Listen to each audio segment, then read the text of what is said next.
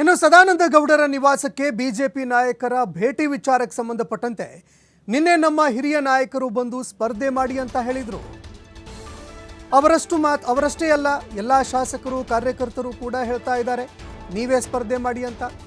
ಹೀಗಾಗಿ ನೋಡೋಣ ಅಂತ ಮಾಜಿ ಸಿಎಂ ಸದಾನಂದ ಗೌಡ ಅವರು ಹೇಳಿದ್ದಾರೆ. 8 ಕ್ಷೇತ್ರದಲ್ಲಿ ಯಾರೂ ಕೂಡ ನನ್ನ ವಿರೋಧಿಗಳಿಲ್ಲ, ಹೊಸಬರಿಗೆ ಅವಕಾಶವನ್ನ ಮಾಡಿಕೊಡ್ಬೇಕು ಅನ್ನೋದು ನನ್ನ ಮಹತ್ತರ ಆಸೆ. ಹಿರಿಯರು ಸಾಕಷ್ಟು ಒತ್ತಡವನ್ನು ಹಾಕ್ತಾ ಇದ್ದಾರೆ, ಹೀಗಾಗಿ ನೋಡೋಣ ಅಂತ ಮಾಜಿ ಸಿಎಂ ಸದಾನಂದ ಗೌಡ ಕೂಡ ಸ್ಪರ್ಧೆ ಮಾಡುವಂತಹ ಇಂಗಿತ ವ್ಯಕ್ತಪಡಿಸಿದ್ದಾರೆ. ನೋಡೋಣ, ಎಲ್ಲರೂ ಕೂಡ ಒತ್ತಡ ಹಾಕ್ತಾ ಇದ್ದಾರೆ, ಹೀಗಾಗಿ ಕಾದ್ ನೋಡೋಣ ಅನ್ನುವಂತಹ ಒಂದು ಮಾತನ್ನ ಮಾಜಿ ಸಿಎಂ ಹೇಳಿದ್ದಾರೆ. ನಿಜ, ನಿನ್ನೆ ನಮ್ಮ ಹಿರಿಯ ನಾಯಕರುಗಳು ನನ್ನ ಮನೆ ಬಳಿ ಬಂದಿರುವಂಥದ್ದು ಮತ್ತು ಉತ್ತರದಿಂದ ನೀವು ಸ್ಪರ್ಧೆ ಮಾಡಬೇಕು, ನಿಮ್ಮ ಅವಶ್ಯಕತೆ ಇದೆ ನಮಗೆ ಅಂತ ಹೇಳುವಂಥ ಮಾತುಗಳನ್ನು ಹೇಳಿದ್ದು ನಿಜ.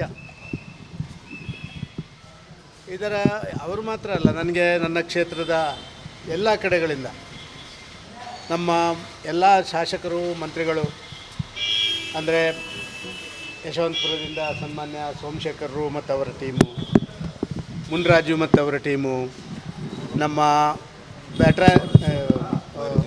ಮೈರತಿ ಬಸವರಾಜ್ ಮತ್ತು ಅವರ ಟೀಮು, ಎಲ್ಲರೂ ಕೂಡ ನನಗೆ ದಿನನಿತ್ಯ ಫೋನ್ ಮಾಡಿ ಯಾಕೆ ಸರ್ ಹಿಂಗೆ ಮಾಡ್ತೀರಿ, ಯಾಕೆ ಸರ್ ಹಿಂಗೆ ಮಾಡ್ತೀರಿ ಅಂತ ನಾನು ಒತ್ತಡ ಮಾಡ್ತಾ ಇರುವಂಥದ್ದು.